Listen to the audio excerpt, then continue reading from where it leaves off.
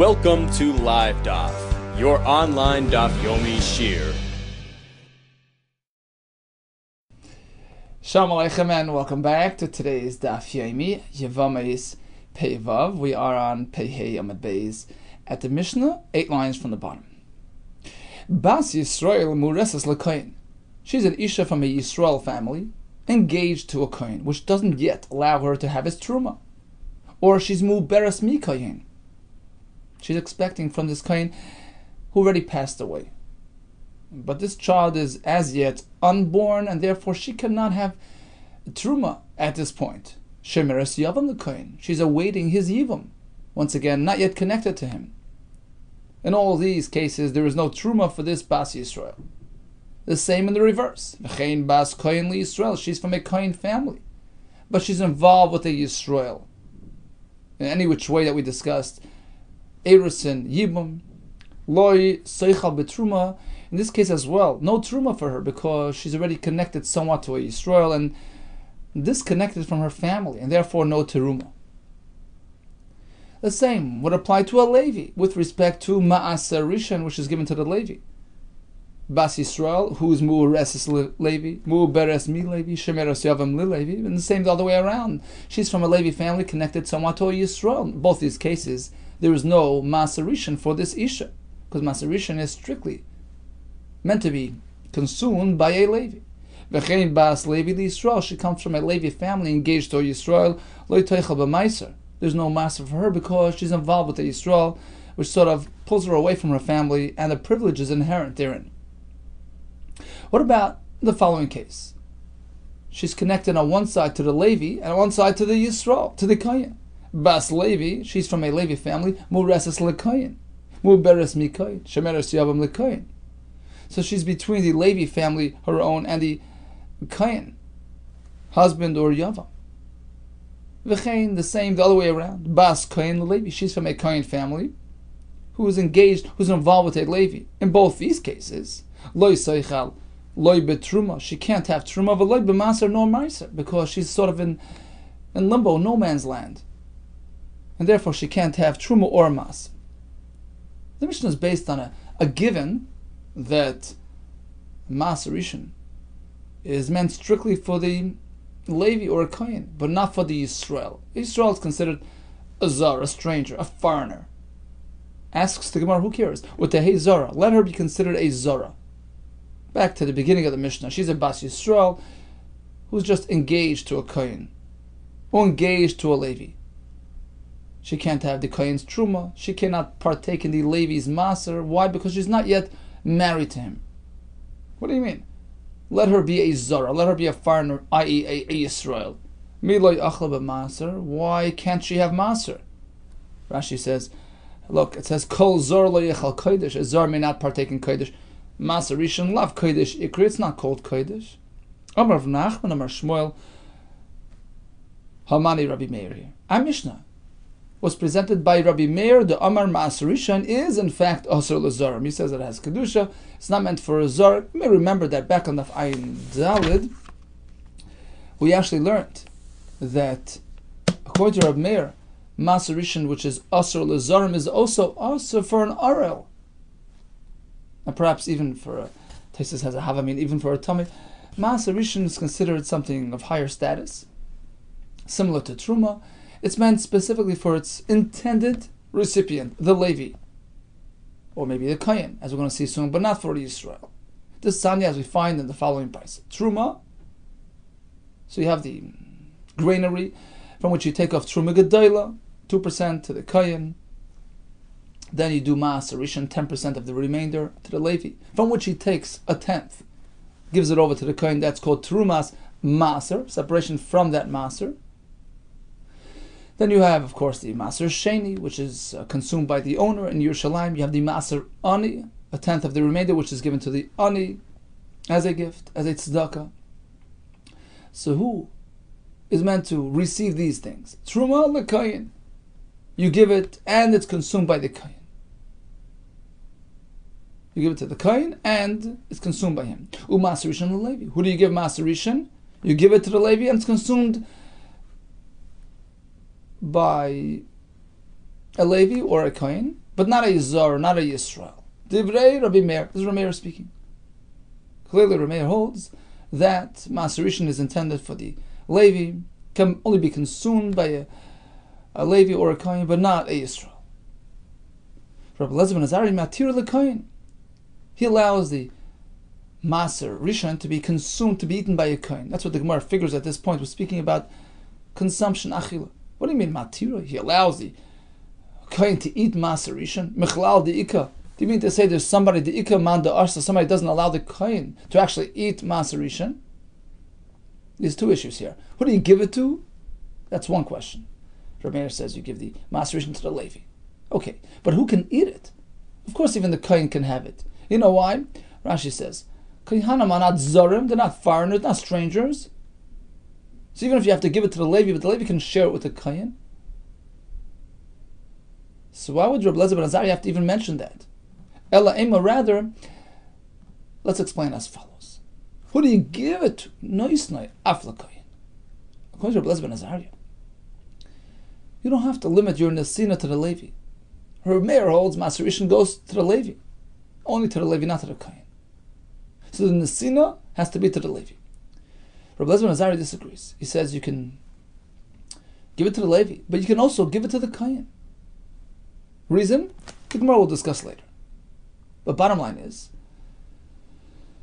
as far as achilas Maaser Rishon, Rabbi Meir says Maaser Rishon is meant for the achila of the Levi or the Kohen, but not for the Yisrael. And Rashi works out the raya. How do we see that Rabbi Meir is discussing achila allowances? He says because you see the lashon matiroi. In Rabbi Eliezer ben Azari, you have lashon matiroi. Matiroi is a lashon of isser v'heter, of who it's permitted to, who it's usher to. Apparently, we're speaking about achila, and when Rabbi Meir speaks about giving it to the Levi, we're speaking about who can have it, who can eat it as well. Only somebody who's not a Zor, meaning not a Yisrael. Tosfos has a different approach to the Raya. He says, we actually had a different Gersa. In the Brisa itself, we have Rabbi Meir saying, Maaser Rishon is Asur Lezorim. Other Rishonim say there was a Kabbalah, they had this, it was known to them that Rabbi Meir is the one that holds Maaser Rishon is meant to be consumed by a non-Yisrael only. It has Kedusha, it's meant for the Levi or the Kohen, but not the Yisrael. Okay, so that's the recurring theme in our Mishnah. We're speaking about Maaser Rishon, which is Asur to the Zar, and therefore this Bas Yisrael is not really yet married to the Levi, should not partake in Maaser Rishon. Asks the Gemara, my time at the Rabbi Meir. What's the reason for Rabbi Meir's din? Why would you not allow a Yisrael to eat Maaser Rishon?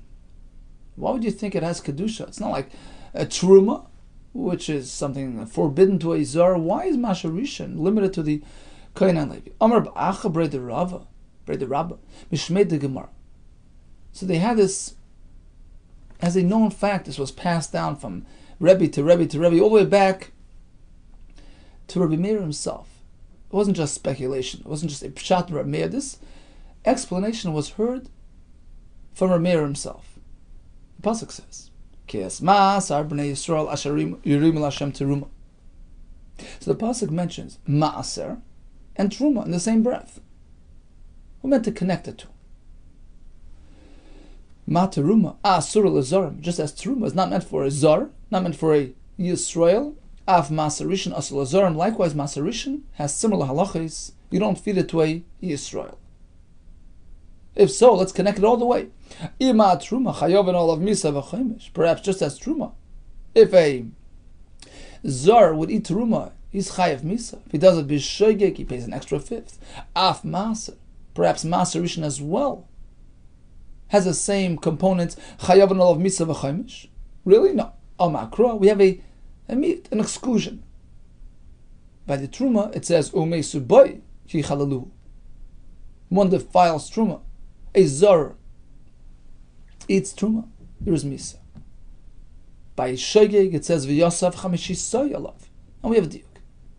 By misa, it says umei suboy boy v'lei b'maser. This pertains to truma, not to maser, which does not carry this penalty. Olav, the pasuk speaks about chaimish being olav, strictly negeya to truma v'lei al maser are not pertaining to maser. So this pasuk provides a source for Meir's Chiddush. Truma has similarities to maser. I should say maser has similarities to truma. In which case you can't feed it to a zor. Rabbanon who disagree, they hold that maserishin can be fed to anybody. So why then did the pasuk connect truma to maser? To tell you as follows: Ma truma tevelas, just like by truma. If you have a pile of grain, finished grain, from which the truma has not yet been separated, that's called tevel. For which there is misa upon consuming, upon eating that tevel. So just like unseparated truma results in tevel, af maserishan amitoya, likewise maserishan. Here's a paradox: you can take the maserishan after separation and feed it to anybody, but if it's as yet unseparated, if it's still in the pile, toyivelas, it turns into tevel, for which a person can get misa through zachila. It's an amazing thing. You have the item before separation is more chomer, more severe than the future product. Ukadesani, as we find in the Brisa, a similar, the same halacha. Reisi Omer, Yochel lo yeh chayev el al tevel. Perhaps the chayev misa upon eating tevel only applies when it's plain tevel. Shelo yihura mimenu kol ikar, nothing was taken off, nothing. But let's say hura mimenu truma gedola. Truma gedola was already separated. V'lo yihura mimenu maserishan, but not maserishan. Or maserishan, perhaps that was separated. V'lo maser sheni, but not maser sheni. V'afilu maser ani. Here's a chiddush. Even maser ani, which is just like tzedakah to the ani, if that has yet to be separated, minayin, how do we know it's considered a tevel with all its ramifications? Talmud loymar, the pasuk says even unseparated maser ani constitutes tevel. Lo yisucha lechel bisharecha. You cannot eat bisharecha, and this term bisharecha is found elsewhere as well, in reference to maser ani. Ulahalun oimer, elsewhere it says v'achlu bisharecha v'saveu, the aniyim is on the third year when they get their maser ani, they'll eat their allocation. Masha orecha amar lahalon maser ani, just as the term sharecha mentioned over there is in reference to maser ani, af sharecha amar kan, maser ani here as well. When it says lo yisucha lechel bisharecha, it's in reference to grain from which maser ani has yet to be separated. V'amar achmana, and how does the pasuk relate to it? Lo yisucha, you can't eat it. We consider it tevel. Now, why do we need two sources for the same concept? Haven't we already learned this halacha from that pasuk which connected truma to maser, which indicated that unseparated maser is treated like unseparated truma? They're both tevel. Why do we need this pasuk as well? If only from that first pasuk, from this pasuk here, which speaks about leisucha lecha b'sharecha, I would say, yeah, it's a lav. Don't do it. Havamina l'lav, but it's really tevel to the extent that it's a misa generating entity. Aval misa loy, perhaps misa wouldn't apply. Kamashmalon, we have the other pasuk which really connects masa to truma. Unseparated masa constitutes tevel on the same level, with the same severities, the same consequences, as a tevel with unseparated truma. Lishnachrina. There's another, a slightly different version of this last piece of the Gemara. Masa rishon the tevel midrabesi nafka was actually presented as a kasha. You're telling me that the pasuk that connects masa to truma is indicating that unseparated masa is treated like unseparated truma. We already know that from Rabbi Yossi. Gzero shava from bisharecha. Why do we need two sources? Answers the Gemara. If only from that pasuk of bisharecha, hava mina lav, perhaps would apply a lav to this tevel, to this form of tevel, aval misaloi, but not misa. I wouldn't consider it standard conventional tevel. Kamashmon. That's why we need the first pasuk which connects masa to truma to tell you that just as unseparated truma generates pure tevel which has misa, upon eating it, likewise unseparated masa rishon has the same exact ramification. Now Tosfos has an interesting kasha on Rashi. See, Rashi says that the point of unseparated maser making tevel is because the tevel contains that maser. Asks Tosfos, well, if that's the whole point of tevel, then why can't a kohen eat tevel? The whole point is the Isser is because it contains that potential truma within it. Well, a kohen is mutter in truma, let him have tevel. So the Rivan in Taisus answers that it's in fact based on a pasuk brought in Gemara Sanhedrin, v'leichalalu eskache b'nei Yisrael asher yarimu. We learn ba'asidim litra makasar medaber, unseparated kachem, unseparated, and we learn for truma as well. Unseparated truma has its own status. It's not because of that future truma that this tevel is currently us. If so, it would be mutter to a Levi, to a kohen who can have that truma. No, it's a new concept, it's a new entity, a new isser. You're not meant to get involved with something which has not yet been looked after properly. Now, apparently, Rashi will have to say, will present the concept in similar fashion as Tosfos. True, the isser of tevel is because it contains truma. But unseparated truma is worse than separated truma. It's not. It's premature. It's too early in the process. They get it from Hashem. It has not yet been given to them. Hashem allocates this truma. Hashem gives that to them. But pre-separated truma is still in the hands of Hashem, so to speak. You're not meant to partake, and it generates misa.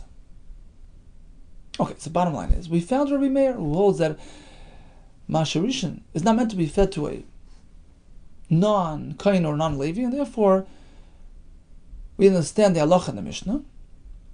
A Bas Yisrael, who's a Shemeres Yavam to a Levi, can't have his Ma'aser at this point because she's not yet connected to him, and she, as a Bas Yisrael, has no rights to eat Ma'aser. Says the Gemara, "B'mayu kimta, Rabbi Meir." Okay, you've established the Mishnah like Rabbi Meir. Ema Sefer. Let's proceed to the last part of the Mishnah. Well, we have a case as follows: a woman in limbo, Bas Levi, Mereses L'Kohen. She's coming from a Levi family who can eat Ma'aser, but she's engaged to a Kohen. Or in the reverse, Ubas Kohen. She's coming from a Kohen family who have Truma rights, but she's involved with a Levi. What happens? She can't access Truma nor Ma'aser. She's nor here nor there, right? What do you mean? Hacha, in this case, my Zorus Ika. She's either labeled as a Kohen or as a Levi, one or the other. She's certainly not a Yisrael. That's not an option on the table. So why can't she have at least the Ma'aser? That's a big kasha. If she's a Bas Yisrael on her way to marrying a Levi, understand, she's not yet married, she's treated like a Bas Yisrael. But here she's a Bas Kohen, trying to marry a Levi. Or a Bas Levi trying to marry a Kohen. Either way, she's not a Yisrael. Amar Rav Sheshes, he says, you're right. Let's fall away from this whole approach. We're not going with Rabbi Meir. In fact, we're following Shittas Rabbanon. Ma'aser, anybody can eat. You know what the Mishnah means when the Mishnah says a Bas, a Yisrael, Levi should not eat the Ma'aser? My Eina Eichelas Tektani, when it says she can't eat, it doesn't mean she can't personally eat. It means Eina Noisenes Rishus Litram. She's not an owner. She doesn't have authority. She's not authorized to have somebody take the Trumas Ma'aser from that Ma'aser. She can eat. Anybody can have Ma'aser. But is she an owner? If she was married, then she was an owner. At least a joint owner. She's a balabas. But prior to marriage, the fact that she's a Shemeres Yavam, etc., doesn't make her an owner. It's not in her possession. And therefore she's Eino Noisenes Rishus Litram. She can't authorize a shaliach to go do the Trumas Ma'aser from that Ma'aser. That ability is given strictly to the owner. She's not an owner. That's all the Mishnah means. So if she wants to eat, she can eat. She wants to separate the Trumas Ma'aser for her own personal consumption, to allow her to access the Ma'aser Gesundheit, because Reb Chaim Isaac Rosinski, Shus Achiezer says, an oirach, a guest, has that ability. She's no worse than a guest. So she could look after it for her own personal use, but to have somebody else do it, for that you need a real owner who has a koyach mammon, financial hold in this thing. She doesn't yet have that. She's not yet married to this man, and therefore, eina noisenes reshus litrim. That explains the whole Mishnah. And the last part as well. A bas kohen levi. True. Personally, she has access to this maserishin. But since she's not married to the Levi at this point, she can't have somebody do the trumas maser from that maser. It's not hers. But that's only because she's not yet married. Mechlal, apparently. If she's already married, she has this ability to authorize a shliach to look after the maserishin. Incorrect. 100%. Vatani, we have a brayso which teaches us this fact. Pasuk says, by maserishin, you can consume the maserishin anywhere. Atem ubeischem, yourselves and your families and your wives. Limei, this teaches us al nesuah bas Yisrael. If this lady is married to an ishu who happens to come from a Yisrael family, but the fact that she's married to him makes her a joint owner in this property, she can have somebody else do the trumas maser separation from this maserishin. It's as if it's hers. Ato emerishus litrim. So you're suggesting that we give her this authority as well because of her marriage with the Levi. Oh yeah, no, maybe not so far. Maybe the Mishnah is just saying, the pasuk is just allowing it to eat. Oh yeah, no, Amris. The response is, you don't need a pasuk for that. Look, a bas Yisrael married to a kohen could even eat truma, which is certainly more kadosh than maserishin. Truma chamura ichelas. When she marries a kohen, she can eat his truma maser akaloi kolshkin. It goes without saying that maser, which is lower than truma, can be fed to a bas Yisrael married to a Levi. You don't need a pasuk for that. Ella, apparently the pasuk is coming to teach you limei dal nesuah bas Yisrael, that the bas Yisrael married to the Levi is considered an owner, and therefore she can have somebody look after this maserishin and do whatever is needed to make it mutter. So Rav Shesh's approach to the Mishnah is very different than the first approach. Skipper Remeir. We're following the conventional thinking, Shitas Rabbanon. Anybody can have maserishin. We're not speaking about eating. We're speaking about rishus, to take off the truma by way of a shliach. For that you need an owner. That only happens after marriage. Mar Bred Ravona Omar. He says, look, I'm going to give you a different terrace to this kash. Let's go back to the original approach. It's Rabbi Meir speaking in the Mishnah. Maserishin is asur to a non-kohen or non-levi. Asur to a zar. That explains the first half of the Mishnah. She was a bas Yisrael who's merely engaged to a Levi, a shemeres yavam Levi. She can't eat. So loy toichal means literally don't eat because you're not yet entitled. The question was, take a look at the last part of the Mishnah. Why can't she eat? A bas kohen levi, bas levi lekohen. Either way, she's entitled to maser by way of her family or her future husband. Either way, she's either a kohen or a levi. Right? She's certainly not a Yisrael. He's going to come answer that kasha. The point of the last halacha is, we're not speaking about her entitlement. We're not speaking about her ability to eat. We're speaking about something very unique.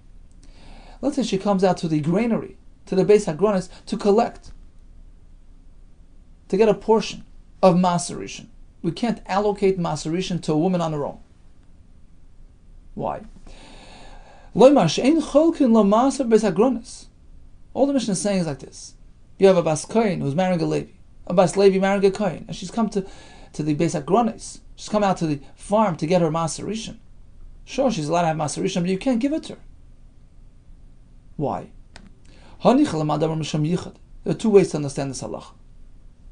So over on Daf Kuf, the Gemara gives two possible explanations. Number one is a yichud concern out there in the farm. It's an isolated. Perhaps there's going to be yichud concerns. So that explains the halacha. Any type of isha, we don't want to encourage this type of this type of arrangement. But according to the other approach, the reason why we don't give an Isha is because she might have gotten divorced overnight. Perhaps the Kohen that she was married to, via whom she ate Truma, or the Levi that she was married to, through whom she ate the Maser, is no longer her husband. So we can't take that risk. We can't give her the Truma and the Maser. So according to that reason, it wouldn't apply in our Mishnah. Why? Because keep in mind, we're speaking about a Bas Levi. She's from a Levi family, on her way to marrying a Kohen. Even if you're right, there's a concern about the Gerusha, concern that perhaps she was separated from her husband, but she's from a Levi family. So even if she's no longer with this husband, she's entitled to Maser Rishon on account of her family. Grusha Bas Levi, Milo Yachal B'Maser. Why can't she have Maser? L'tamech according to Yokasha, Grusha Bas Kohen Milo Yachal B'Truma. The Mishnah there speaks about, giving an Isha Truma. You can't give it to her because, maybe she was separated from her husband, the Kohen. She no longer has access to Truma. But why do you include a case of a Bas Kohen? Why can't she be given Truma in the Beis Agronis? Why do you apply the halacha in all cases? If she's from a Kohen family, married to a Kohen, it's a win-win situation. There's no risk whatsoever. Even if she was a Gerusha from this Kohen, she's still entitled because of her own identity. Oh, so apparently there's a reason for it. Elo gzera mishum Gerusha bas Yisrael. We don't want to make exceptions. One thing lead to the next. Sure, this time there's no concern, but next time maybe she's an ordinary Bas Yisrael, married to a Kohen. She's going to come out every day to the Gurin to get her Truma, and one day, unbeknownst to you, she's divorced and no longer entitled to that Truma. So we apply a broad blanket Isser. We never allocate Maser Rishon or Truma to an Isha out in the Beis Agronis. And that's the pshat in this halacha in our Mishnah. A Bas Kohen the Levi, Bas Levi the Kohen, who comes out to the Beis Agronis thinking, look, I'm safe and secure, you can give it to me. No, we don't want to make exceptions. If that's the reason for this halacha, why does the Mishnah specifically describe it as engaged to the husband? Not even if she was really married to him, she can't. She's not entitled to a chelik in the Beis Agronis. Why is it associated with engagement? Even if she's properly married to him, we still don't want to do it.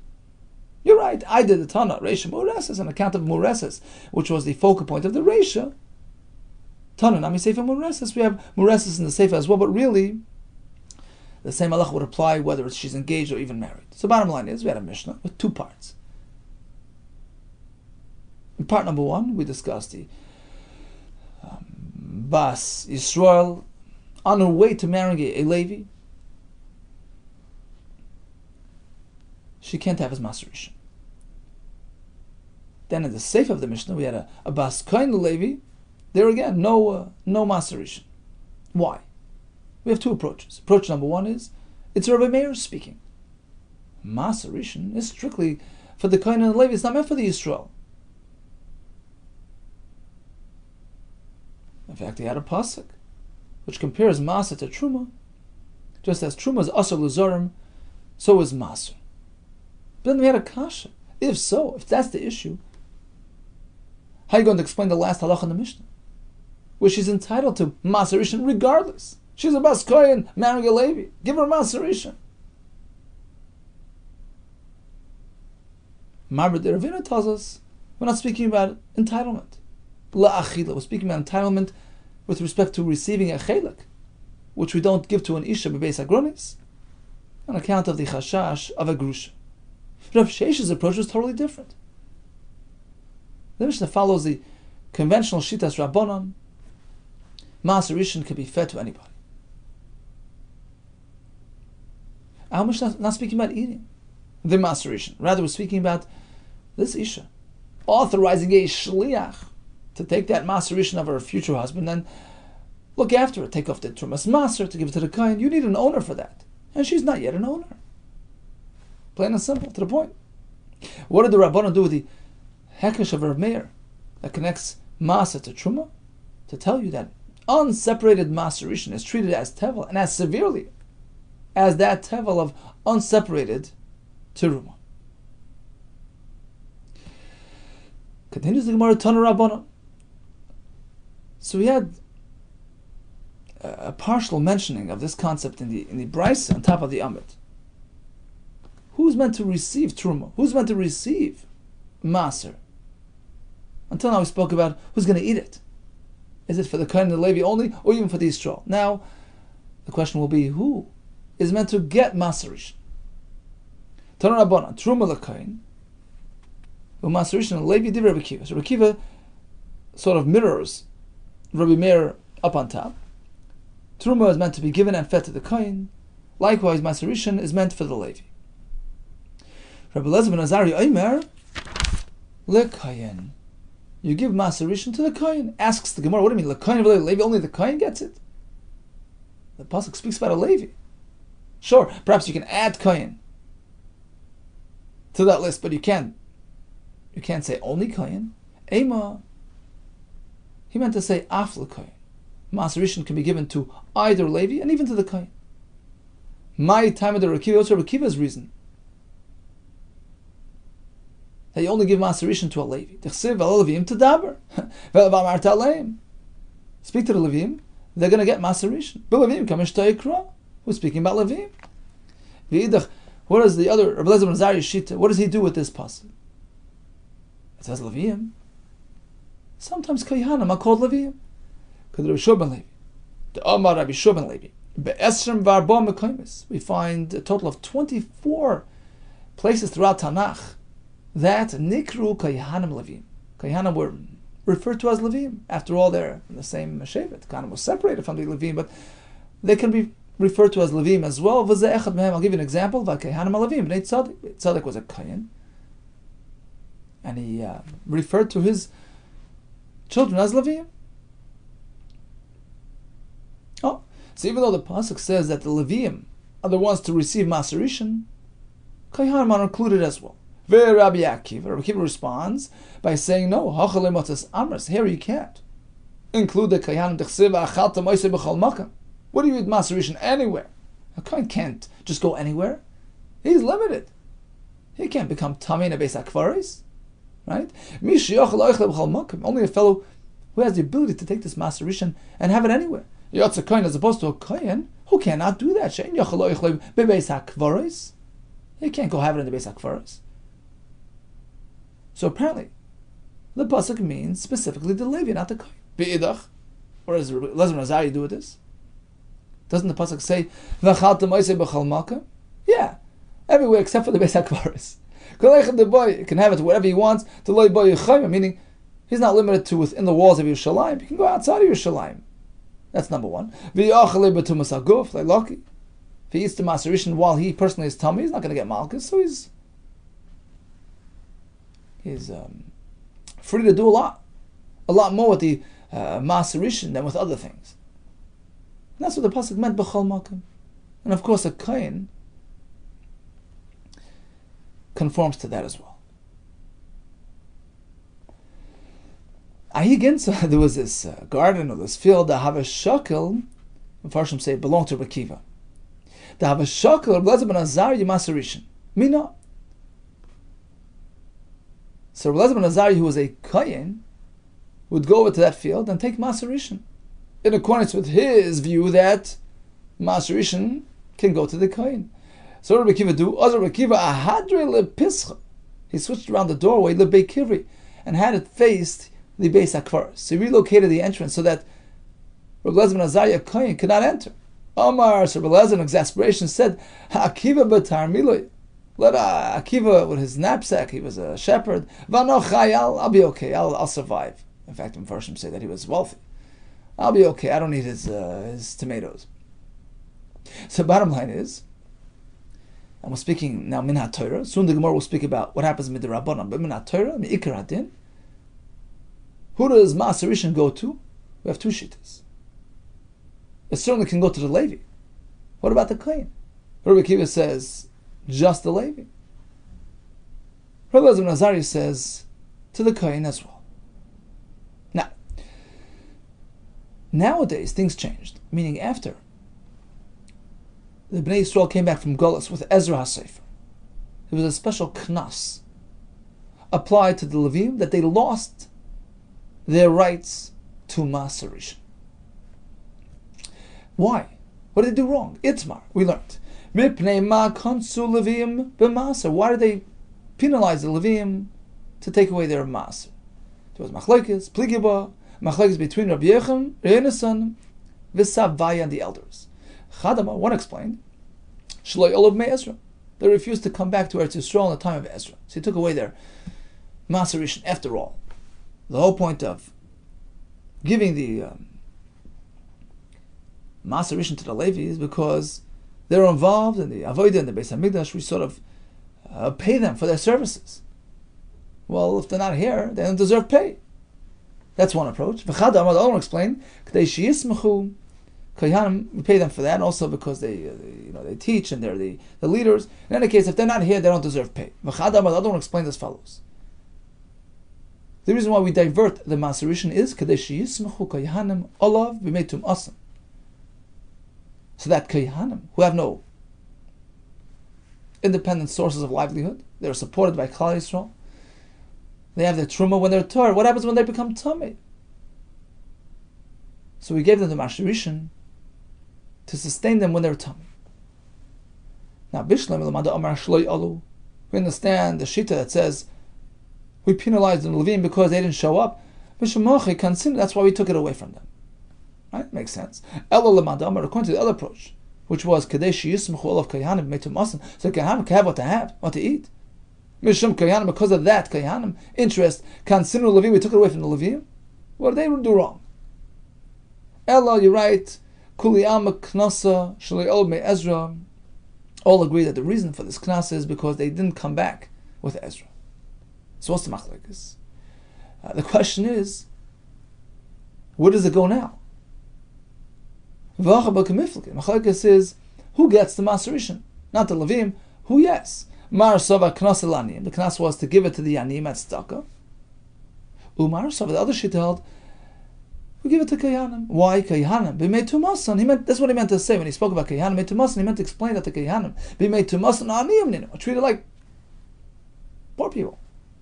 They're aniyim, and therefore the takana was to give it to the aniyim, to the Kohanim, and once they directed it to the Kohanim, Tosfos points this out. Even a Kohen who's not really destitute, he's a wealthy fellow, right? He's entitled to this Maaser Rishon, as we find Rabbi Elazar ben Azariah is wealthy. And he went ahead and took the Maaser Rishon. It was speaking Bizman Hazeh, right? This was after the Ezra HaSefer, Bizman Hazeh. And he held that he was entitled to it because it was given to the Kohanim instead of the Levim. It's interesting that the Ritva asks, he says, Kasha, I don't understand.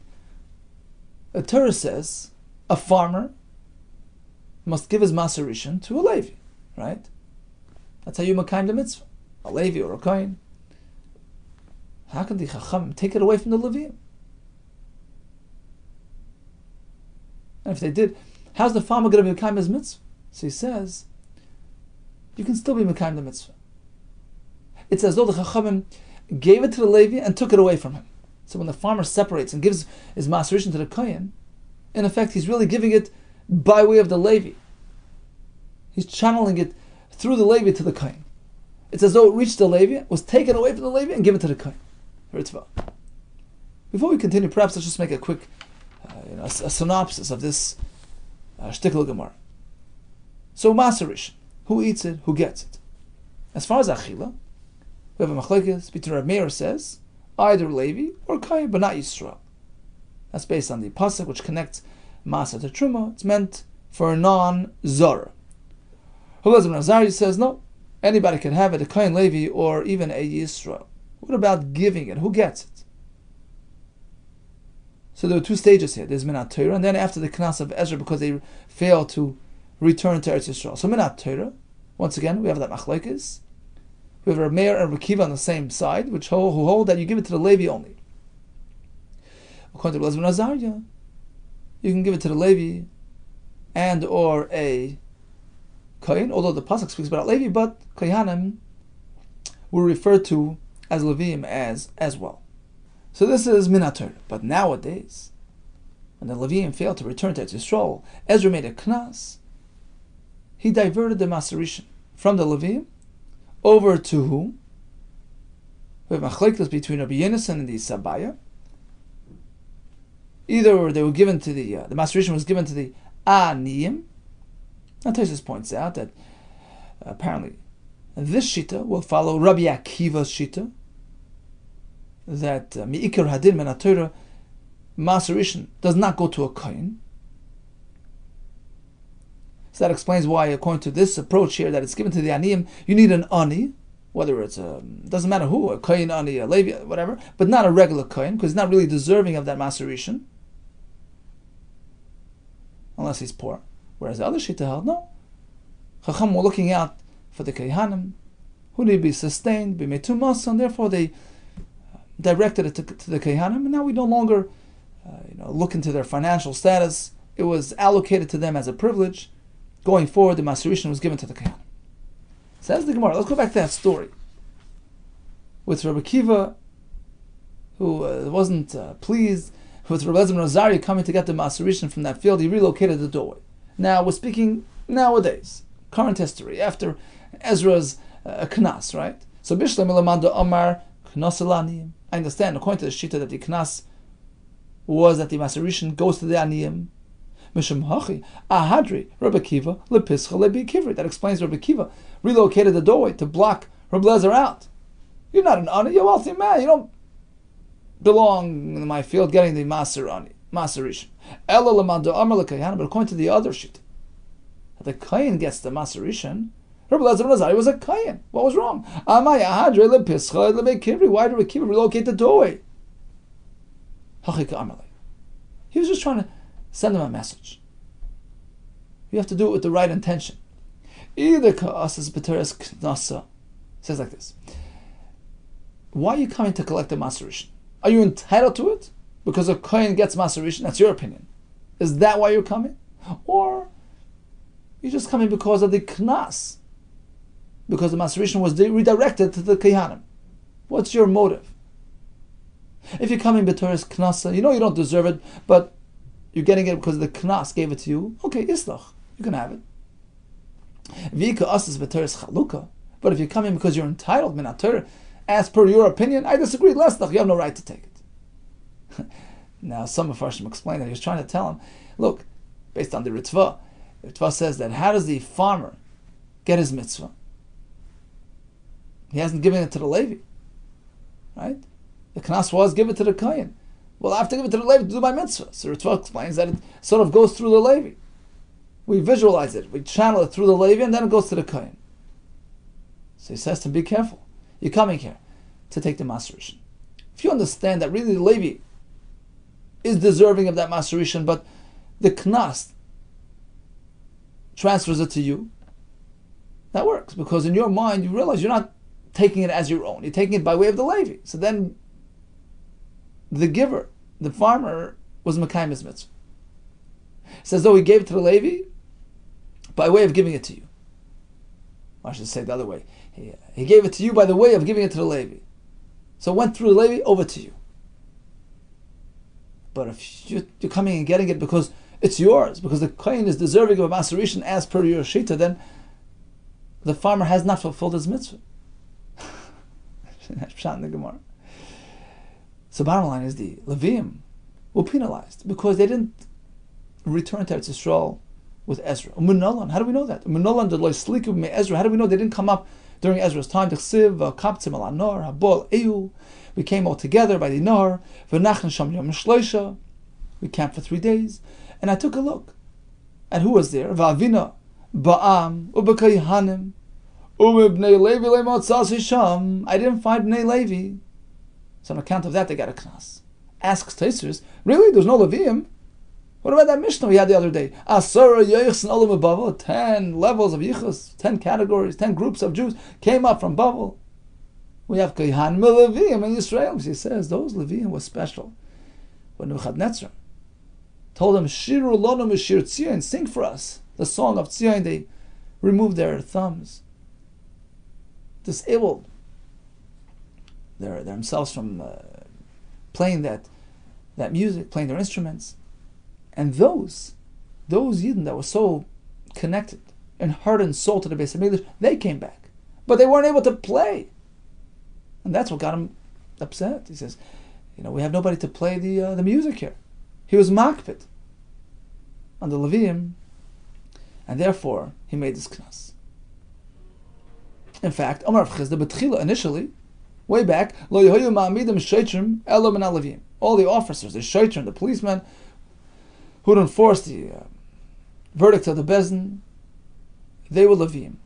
Shenamar v'Shoitrim HaLeviim Lefneichem. Because they were not involved in the Chet HaEgel, they were worthy of that high stature and appointed in prominent positions. But today, after this whole episode with the Leviim failing to come back, failing to live up to their responsibilities, Achshav ein ma'amidim shoitrim ela miYisrael. We only use Bnei Yisrael for shoitrim. Shenemar v'shoitrim harabim b'roshechem. Farshim point out that this isn't a direct quote from Tanakh. We have no such pasuk. And Tosfos Shalom speculates that perhaps it's based on the pasuk in Dvarim. Moshe Rabbeinu says, "I took from you, and I made shoitrim vasimim b'roshechem," and apparently the shoitrim would be appointed from Yisrael and not from Levi. Okay, so bottom line is, we started with a Mishnah, which had two parts. An Isha who's mu'reses, shemeres yava, mu'beres to a Levi. There is no maser for her. At the end we have a bas kohen Levi, no truma or maser. How do we explain the Mishnah? With two approaches. Either we're following Rav Meir. A zar can't have maser. That's the first part of the Mishnah. No maser for this lady. The last part of the Mishnah, bas kohen Levi, she can have maser, but we don't give it to her begorin because we don't allocate truma or maser to an isha bebeis hagronis. According to the other approach in the Gemara, we're not discussing achila, which is certainly a mutter for anybody if it's just maserishin. Rather, we're speaking about the rishus to appoint a shliach to take the trumas maser from this maserishin. Are you the owner? No, and therefore you can't do it. While on the topic of maserishin, we discussed all the various aspects of maserishin. Who's going to eat it? Who's going to get it? So when it comes to achila, we have Rabbi Meir Shita. It's not meant for Yisrael. Rabbi Eliezer ben Azariah says for Yisrael as well. What about Nesina? Who do you give it to? Min HaTorah, Rabbi Meir and Rabbi Akiva hold Levi only. Rabbi Eliezer ben Azariah says Levi or Kohen. But nowadays, after the Knas of Ezra, on account of them failing to return to Eretz Yisrael in a timely manner, we don't give it to the Leviim any longer. We give it either to Aniyim or to the Kahana. We ended the story with Rabbi Eliezer ben Azariah and Rabbi Akiva, which was reflective of their respective opinions in the Sugya, and we learned about the Knas to the Leviim, and the fact that nowadays the Shoitrim no longer hail from Levi, rather from the general Yisrael population. Kol to you and much hatzlach.